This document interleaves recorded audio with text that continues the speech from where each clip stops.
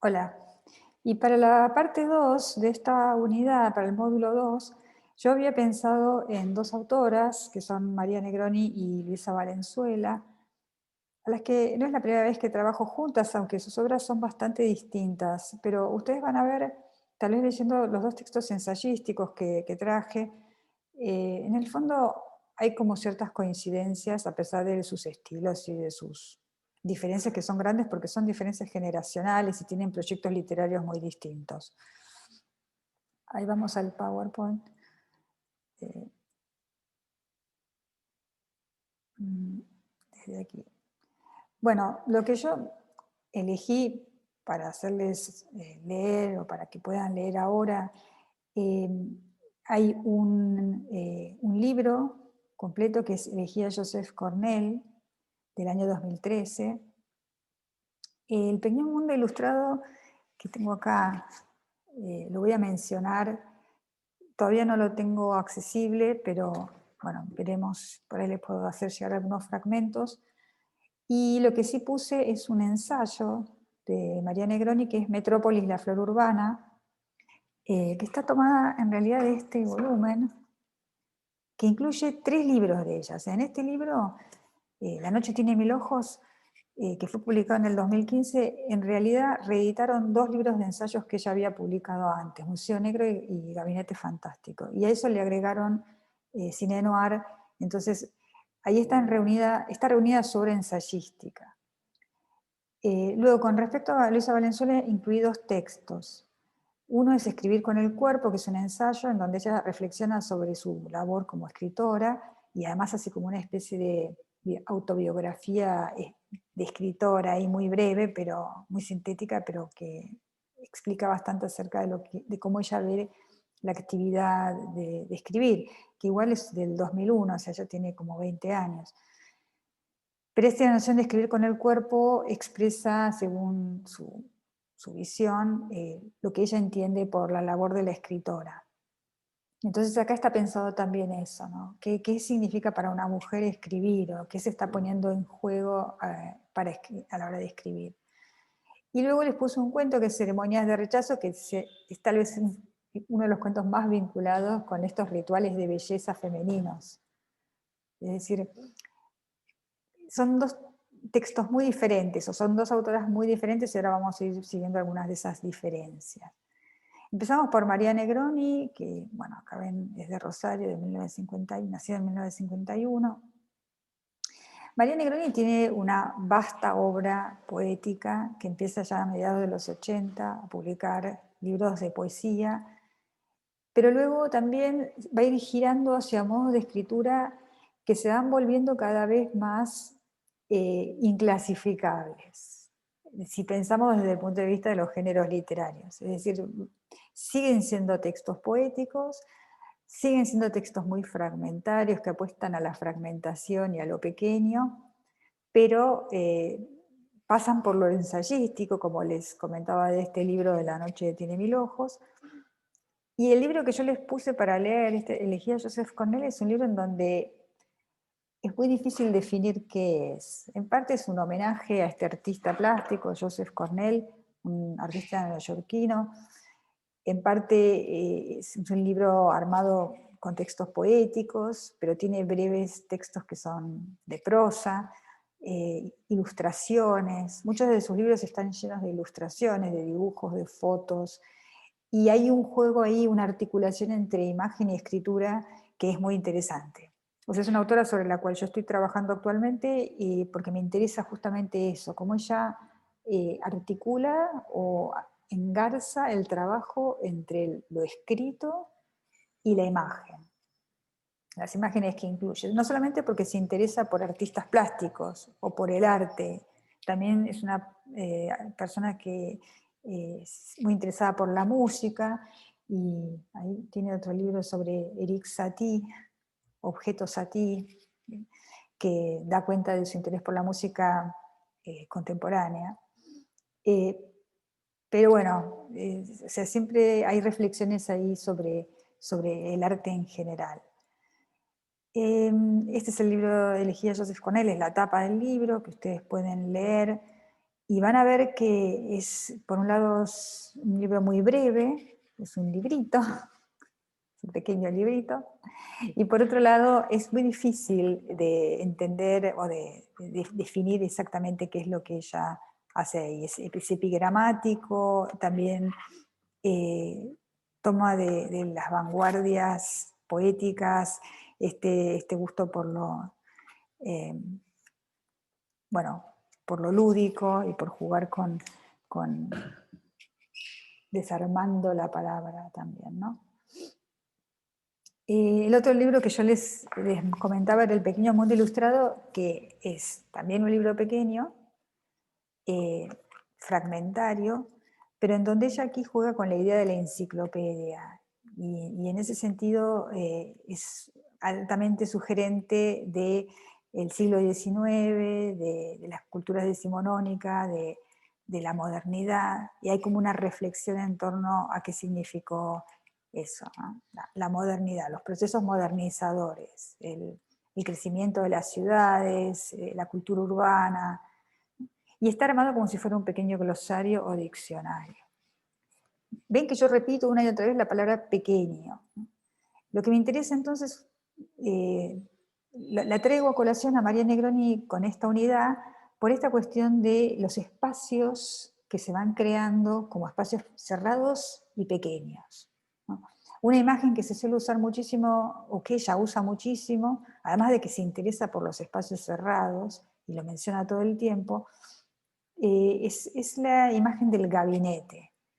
El gabinete o el diorama también, ¿no? Como un lugar que está cerrado sobre sí mismo, en el que recrea una pequeña escena artificial, o sea, también se caracterizan por la artificialidad, y que sirve para guardar algo. ¿Qué es lo que piensa que guarda María Negroni en estos espacios cerrados que ella crea poéticamente? Y las colecciones. O sea, ella tiene como una especie de fascinación por determinados temas y va coleccionando sobre esos temas. O sea, colecciona citas, colecciona autores y autoras, colecciona textos, y va armando como una especie de propia colección personal de aquellos elementos que a ella le gustan obsesivamente. Es decir, uno de los rasgos que se ve en su obra es la obsesión por ciertos temas. Uno de estos temas que colecciona y que se ve sobre todo particularmente en La noche tiene mil ojos es todo lo vinculado con el gótico, con la cultura gótica, con la sensibilidad gótica, y con lo fantástico, y por último con una determinada forma cinematográfica que es el negro, el noir. Pero en realidad todo tiene que ver esto con el lado oscuro, mediante el cual ella está trabajando ahí, en realidad, el claroscuro que se produce a raíz de la modernización y sobre todo con la ilustración. Es decir, hay como una especie de investigación que ella hace en estas zonas de la cultura que siempre fueron relegadas por ser el lado B de la cultura, ¿no? Y es esa idea de catálogo, de colección, de museo, está presente mucho en este texto, pero va a recorrer toda su obra. Y por eso yo la vinculo con los espacios, ¿no? Un poco para leer la obra de ella, yo le traía algunos textos que acá, que le cito en esta diapositiva. Eh, Me interesaba sobre todo el texto este de Andreas Huysen, que es un crítico alemán, sobre la película Metrópolis de Fritz Lang. ¿Por qué lo traigo a colación? Porque elegí el ensayo de María Negroni, en donde ella comenta la película Metrópolis de Fritz Lang, eh, y que le interesa, bueno, acá se ve su cruce de su interés por el cine, pero también por determinado momento del cine, de principios de siglo, algo que ya a nosotros nos resulta un poco como anacrónico, como este gusto por lo vintage. Y ella en el ensayo que yo les traje, Metrópolis, la flor urbana, va a referirse a esta película de Fritz Lang del año 1927. eh, y acá Huysen, que no conoce el texto de Negroni, se está refiriendo sobre todo a la figura de la mujer robot, de la VAMP, ¿no? Negroni también va a hacer un comentario sobre esta mujer robot, ¿no? No sé si vieron la película, pero desde ya les recomiendo que la vean. En este texto de Negroni va a hablar sobre todo acerca de los espacios que muestra esta ciudad, esta especie de urbe que ya está percibida como desde la monstruosidad, es decir, es una urbe agobiante o alienante, que está dividida claramente en dos sectores: el sector de la clase alta que vive en espacios idílicos, jardines y modernos, ultramodernos, y goza de las ventajas de las tecnologías, pero a la vez esa ciudad está sostenida por otra ciudad subterránea o soterrada, que es la de quienes trabajan para hacer funcionar la ciudad arriba. Entonces, bueno, la película está denunciando de alguna manera esto, eh, esta dicotomía de la ciudad, esta partición de la ciudad, y hay como un personaje que sirve de engarce entre ambos mundos, que es la de la mujer.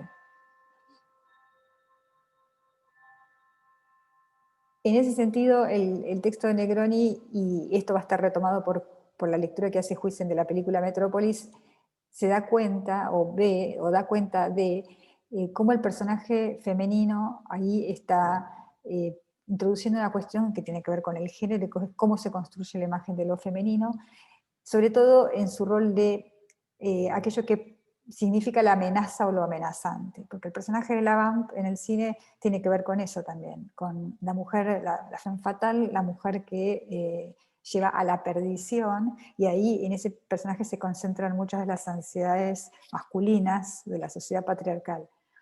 Y en esta película el cruce además se da con la máquina, es decir, por un lado, aquello que se desborda, que se sale de cauce y que produce la debacle o el caos final, tiene que ver con que es un personaje femenino, pero que además es una máquina, es una robot. En parte, en este cruce entre mujer y máquina es que yo estaba pensando la idea de la muñeca, más que nada, no tanto la muñeca vinculada como ese objeto de la infancia, sino la mujer maquinizada, la mujer que por un lado remite a un viejo mito, que es el mito de Pigmalión, y el hombre que cree que él es el creador de la mujer, y por otro lado esta mujer que se sale de cauce y que en realidad eh, traduce esta ansiedad de la pérdida del control. Les leo un fragmento que no sé si cité en el PowerPoint, pero bueno, se los leo en Negroni, en la página 51, dice: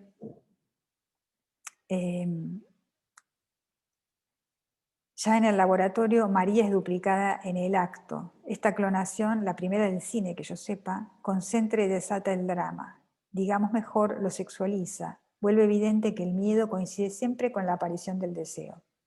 Algo se borra entonces de un modo subrepticio.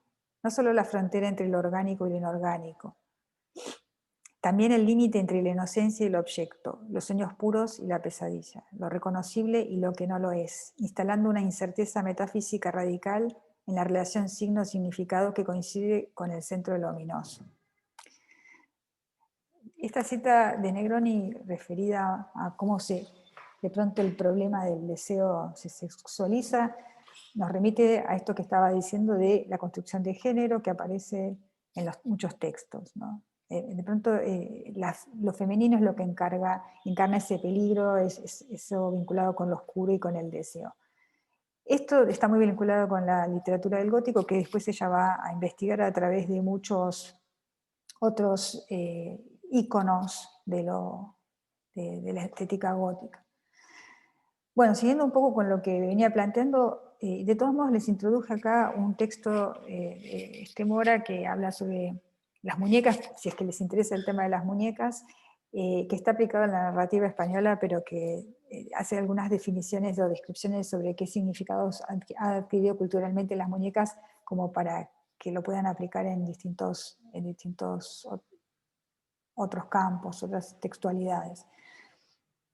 El texto dado por Rúa, que incluyo, que les incluyo tiene que ver con esta idea de la colección que yo mencionaba antes y su vinculación con la modernidad, con las estéticas de la modernidad. Es decir, cómo las colecciones que arma María Negroni, los temas que ella la obsesionan y le interesan, en definitiva, tienen que ver con la crítica que está haciendo a la modernidad y a esta especie de razón instrumental que emerge como resultado de la modernidad. O sea, y el gótico para ella es una cifra de eso que se dejó de lado, marginado, pero que vuelve y que retorna siempre para poner en cuestión ese oscuro deseo del que está hablando, ese centro oscuro del que está hablando, que pone siempre en cuestión y dilapida o destruye la idea de seguridad que ofrece la razón instrumental. Y por último yo les incluía mi análisis del libro de Joseph Cornell, que lo trabajé bastante a fondo en este artículo, en donde lo vinculo con el cine y analizo bastante a fondo la estructura de este libro, que es, como les digo, un libro difícil de leer, de entender, porque es por un lado poético, pero por otro lado es muchas otras cosas. Y acá los espacios que aparecen en este libro son por un lado el espacio de la ciudad, en este caso Nueva York, que refleja la experiencia que tuvo María Negroni de vivir en esta ciudad, en Nueva York, en donde ella descubrió la obra del artista plástico Joseph Cornell. Y por otro lado, ese es el macroespacio. Pero después hay otros espacios que tienen que ver con las cajas, porque Joseph Cornell lo que hacía eran pequeñas cajas en donde montaba escenas. Ahora les voy a mostrar un par de imágenes de eso. Bueno, este es Joseph Cornell, que es un autor bastante, es un artista bastante extraño, estrambótico, y eso también le interesó a María Negroni, que fuera extraño, y que si bien puede ser vinculado con el surrealismo, se mantuvo por afuera de la vida de los artistas, de las movidas artísticas de los surrealistas, pero se lo vincula con el surrealismo. Y con respecto a las obras de él, que María Negroni conoció y por eso le llamaron la atención y les interesó, acá esta pantalla está dividida en dos partes. Por un lado a la izquierda está el fotograma de una película, de una serie de pequeños films que hace Cornell. En realidad no los hace, sino lo que Cornell hace es un ensamblado de fotogramas que él encuentra tirados en la basura, y retoma esta escena de una niña que aparece recreando la historia de Lady Godiva, y en esta escena, en esta pequeña escena, es que María Negroni se inspira, se aferra a esta pequeña escena que dura segundos, para escribir este libro. Entonces la figura de la niña va a estar presente, también de lo feérico, de este mundo de cuentos de hadas, va a estar girando en torno a esa idea, va a ir armando ella esta especie de homenaje poético a la figura de Joseph Cornell. Las obras de Cornell son estas otras que se ven a la derecha de la pantalla y que son las cajas. Yo tomé dos ejemplos, pero ustedes pueden buscar en internet, hay muchos otros. Como ven, este autor también recogía objetos que encontraba dispersos por la ciudad, en la basura o en los mercados de pulgas o en anticuarios, y con esos objetos hacía como ensamblajes que metía en cajas. Entonces, a mí me interesaba también esta cuestión de encajonar, de hacer pequeño, de minimizar, ¿no? De minorizar, y de usar los restos de la cultura, ¿no? Que es digamos, el programa poético que tiene María Negroni es este. A partir de aquello que la cultura desdeña y deja en los márgenes y arroja a los márgenes, ella arma ensamblados, y sus libros son como pequeños ensamblados que responden también a este modus operandi de Joseph Cornell con las cajas reales y materiales. Hay otra artista plástica argentina, Nora Correas, que también ha trabajado con Negroni. Negroni, hace un par de años hicieron una exposición conjunta en donde Negroni escribía los textos poéticos que acompañaban a las cajas de Nora Correas. Bueno, acá traje algunas imágenes de Metrópolis para recordárselos, para refrescárselos. En parte digamos, me interesaba mostrar esta cuestión de la división en la ciudad futurista, una ciudad que era vista en ese momento como un paradigma de modernidad y esas esperanzas utópicas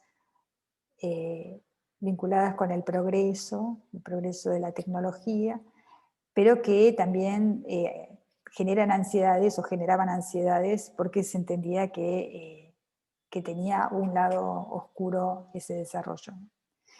Y, por ejemplo, eso está muy bien sintetizado, no solamente en cómo está pensada la ciudad en esa película, sino en el personaje de María, la mujer que es, por un lado, una mujer que representa todo lo puro y virtuoso, que tiene el lado virtuoso de la feminidad, pero que es atraída o atrapada o convertida, o como dice ella, como dice Negroni, clonada a través de la tecnología, se convierte en una mujer malévola, en una mujer fatal. Entonces está por un lado este juego de la mujer, de este desdoblamiento de la mujer en estos dos aspectos, la mujer supuestamente idealizada y la mujer temida, a la mujer a la que se teme. Está claramente en la película y eso atrae a Negroni para pensar cómo la cultura patriarcal tiende a feminizar aquello que considera peligroso y temible. Bueno, esta es la cita que les leí antes en realidad, acá está completa. Y en Galería Fantástica ella da su definición de lo que considera lo atractivo que ella ve en el gótico, que por cierto es un género literario que también tendió a ser vinculado con lo femenino, ¿no? Ustedes recordarán, una de sus figuras más representativas es Mary Shelley y su texto de El Prometeo moderno, Frankenstein. Negroni da esta definición del gótico que a mí me parece también iluminadora para pensar esto que ella dice, ¿no? En su origen se sabe, el gótico coincide con el iluminismo y su geometría del saber. Es mejor dicho, su costado oscuro, la grieta que en la arquitectura del orden se abre para impedir la calcificación del sentido y las jerarquías del pensamiento. Ahí radica su fuerza y la fascinación que ejerce desde siempre en los lectores. Imposible mantenerse inmune a ese ácido que viene a correr el edificio racional desde los sótanos más profundos de la psique individual y colectiva, haciendo estallar la significación en direcciones múltiples y ampliando de ese modo el mundo. ¿Por qué les traigo esta cita? No solamente porque acá se ve la idea que ella tiene acerca de la modernidad y por qué la trae, por qué está investigando todo el tiempo a través de sus textos poéticos, ensayísticos y de estos libros extraños que hace, la cuestión de la modernidad y del iluminismo, y por supuesto su lado oscuro que es el gótico. Ahí está en cierta manera su programa o su proyecto poético. Esto de estar buscando ese espacio en donde ese lugar en donde la significación estalla en direcciones múltiples. ¿No?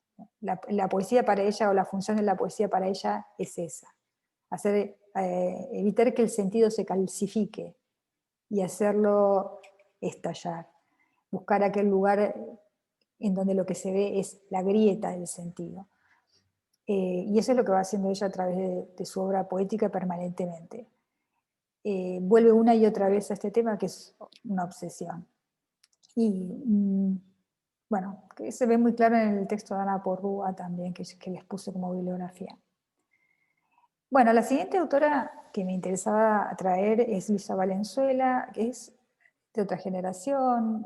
Ustedes pueden sacar muchísima información sobre ella, sobre su cuantiosa obra, que es más bien narrativa, novelística, cuentística, en su página www.luisavalenzuela.com. Ahí ella tiene una página muy completa que pone no solamente sus obras, las traducciones de sus obras, las novedades, sus novedades, sino también toda la bibliografía secundaria que se ha escrito sobre su obra, que es enorme. O sea, es una autora sobre la que se ha escrito muchísimo. A diferencia de Negroni, sobre la cual todavía no se ha escrito demasiado, sobre Valenzuela se ha escrito mucho. Se ha escrito mucho afuera del país, adentro del país, es decir, ha sido muy trabajada, por eso no les puedo traer demasiada bibliografía. El cuento que yo les traigo, para que lean, viene de este volumen Cambio de Armas, que es de 1994. Y es un texto, es un volumen con cuentos que son todos bastante políticos, referidos a la última dictadura civil eclesiástico-militar, es decir, es un tema, el tema de la violencia política ha sido central en la obra de Valenzuela y la sigue trabajando. Y siempre hay algo que en ese sentido me parece muy importante decirlo. Ella ha tenido una perspectiva que siempre ha entendido que la violencia política tiene sus raíces o echa sus raíces en la violencia patriarcal, ¿no? Es decir, esta vinculación entre una sociedad concebida desde los parámetros patriarcales es la que produce la violencia. Entonces, su lectura de la dictadura militar argentina siempre estuvo relacionada con esta cuestión. No necesariamente vinculada con planteos desde el feminismo, pero a ella nunca se le escapó esta vinculación y siempre la trajo una y otra vez a colación. Y eso en el cuento Ceremonias de Rechazo que yo les traigo, está dicho por ahí de manera muy sutil, no está dicho de manera tal vez tan clara y explícita como en los otros cuentos de este volumen, por ejemplo, Cambio de Armas. Pero bueno, hay una cosa que sí es cierta y que Valenzuela suele repetir bastante, y es que al escribir surgen cosas, surgen los monstruos y las cosas que uno no tiene demasiado conscientes, sobre todo si uno escribe desde el cuerpo, es el planteo escriturario que ella hace en ese otro ensayo que les traigo para leer. Eso sale, eso emerge. Si uno se confronta con los fantasmas, con los monstruos que de la cultura, la escritura los hace visibles, y para ella esa es la función de la escritura, eso es lo que se hace cuando se escribe. Por eso es tan importante estar conectado con el cuerpo, dice ella, porque así uno permite hacer salir todo, el inconsciente, lo consciente, etc. Estas fotos son las fotos que hice yo hace unos años en el 2016, cuando Luisa Valenzuela y el Museo de Arte Decorativo de Buenos Aires hicieron una exposición sobre máscaras, porque Luisa Valenzuela tiene una colección de máscaras, o sea, también es coleccionista, y le gusta, su obsesión pasa por el tema de la máscara. Y entonces, entre otras cosas, bueno, colecciona máscaras de todo el mundo. Porque además ella vivió en muchos lados y ha viajado por todo el mundo, y a donde va se compra máscaras. Entonces, la colección es enorme, eso dio para hacer una exposición bastante grande, bastante nutrida, en donde se veían máscaras de todo tipo. En Escribir con el cuerpo ella dice, ¿es el cuerpo la máscara de la mente? Es una pregunta que después va a dar vuelta a lo largo del texto. Pero me interesaba pensar también esto en relación con el texto de Foucault sobre el cuerpo utópico, es decir, cómo pensamos el cuerpo. Y en este caso, ella utiliza la máscara como metáfora para pensar la vinculación entre lo material y lo no material de la persona, y cómo está funcionando el cuerpo.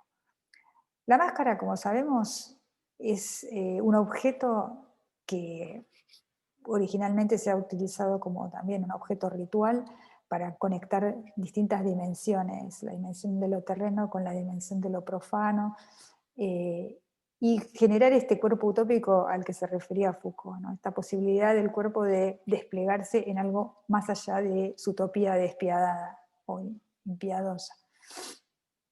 Y la máscara, por otro lado, es algo que es un objeto que cubre, que tapa, que vela, que muchas veces nosotros lo interpretamos en primera instancia como algo que esconde, pero en realidad en ese esconder, en ese acto de esconder, la máscara lo que está haciendo es revelando. Está revelando esas otras dimensiones que no son visibles a primera vista.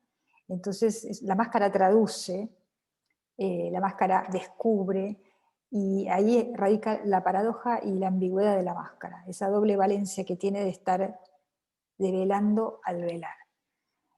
Muchos de estos sentidos de la máscara aparecen definidos por Valenzuela en una entrevista que le hace Montserrat Ordóñez, bastante vieja ya, en el 1985. Ustedes igual, si siguen leyendo bibliografía sobre Valenzuela, van a encontrar que el tema reaparece. Pero en este texto que yo les puse, entre la bibliografía, justamente ella define qué es la máscara, ¿no? Y va dando las distintas definiciones que para ella tienen la máscara. Y claramente la escritura para ella es una forma de máscara. O sea, si piensa en la escritura, la piensa como también como una forma de enmascararse para hacer emerger cosas que están ocultas. Acá, en esta bibliografía secundaria que les pongo en esta diapositiva, es la que yo les agregué entre los textos, porque están todos vinculados con el libro Cambio de Armas, y son textos bastante clásicos, de críticos y críticas que clásicamente han trabajado, canónicamente han trabajado a Luisa Valenzuela. Hay algunos textos más específicamente sobre el cuento Ceremonias de Rechazo, que encontré más recientemente. Como ven la fecha, salvo el de Xenilla Vilvija, estos otros dos son bastante más recientes, en donde estos textos se confrontan específicamente con ceremonias de rechazo, con el cuento que tenemos que leer. Y con respecto a escribir con el cuerpo, ella va, algunas de las ideas que yo extraje están acá en esta diapositiva. ¿Qué entiende ella por escribir con el cuerpo?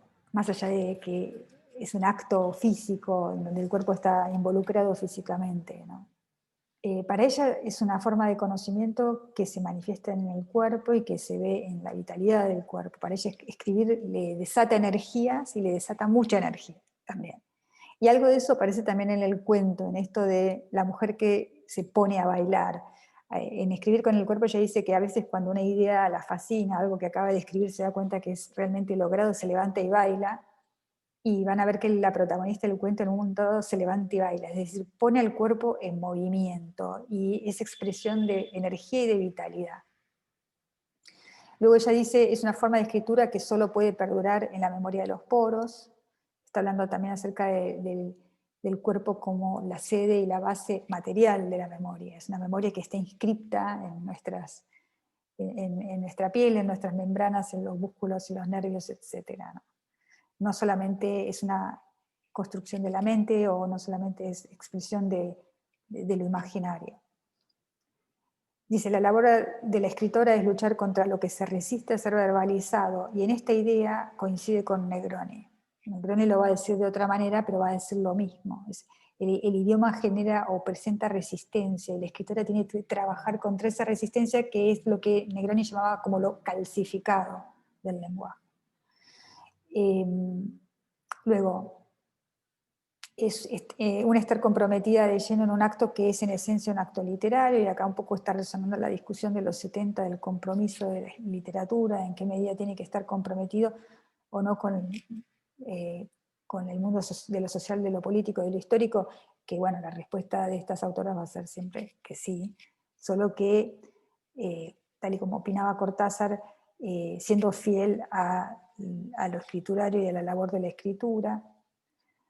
Luego, la escritura es un camino de ida hacia la oquedad del desconocimiento, y de pronto también ahí coincide con Negroni, lo dice de otra manera, pero en realidad el escritor o la escritora va hacia aquello que no sabe, o trata de ir en dirección, de trabajar en dirección a aquello que no sabe y que quiere saber, o que está ahí como agazapado esperando a ser develado, ¿no? Luego, se refiere a Rodolfo Huella en este texto y habla sobre lo que es la escritura política, y acá me parece también una linda imagen que ella usa, que está vinculada con la femenino, que es un intento de desatar los nudos con lo que se va tejiendo una red de dominación. O sea, le da una función política a la escritura, y tiene consciente siempre este entramado que la escritura tiene que ir desatando, ¿no? Un elemento central a la obra de Valenzuela, y se van a dar cuenta cuando lean el cuento, es su credo empieza por el humor. Y su humor es un humor que tiene todas las, tiene todas las facetas que van desde el humor negro, desde el absurdo, lo grotesco, lo abyecto, hasta un humor que tiene que ver con el lenguaje, con los juegos del lenguaje, y en donde ella también coincide mucho con Julio Cortázar y el uso que Cortázar hace del lenguaje, y de la palabra, ¿no? Que es un uso muy lúdico. Y eso también se nota especialmente en el cuento Ceremonias de Rechazo, por eso me interesaba también. Por otro lado, la literatura parece una forma de festejo, o sea, ella siente el goce que produce escribir, en esa feliz combinación de las palabras, y acá está esta escena en donde ella dice que baila.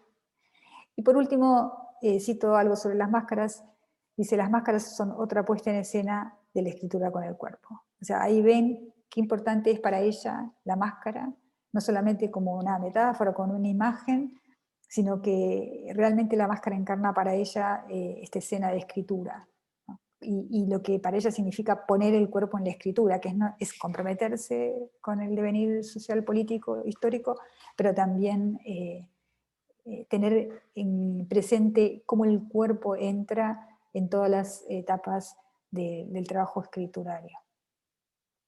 Bueno, cierro un poco acá y dejo para la clase sincrónica la discusión sobre alguno de estos temas en los que volveremos y por supuesto espero que estos textos les gusten, pero podemos discutirlos tal vez un poco más en la clase. Por ahora paramos este módulo.